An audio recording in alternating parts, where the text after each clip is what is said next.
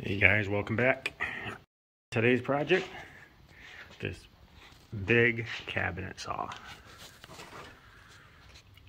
Picked it up for 300 bucks. It's a 3-phase, 7.5 horse motor. Definitely been sitting a while. Has the miter gauge.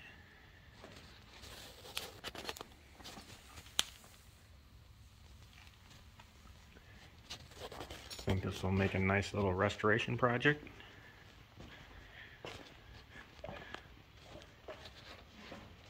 Alright guys, here's the after.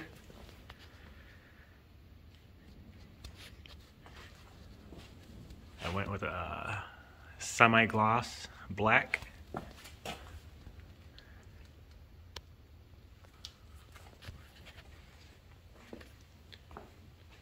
I still have to paint the fence.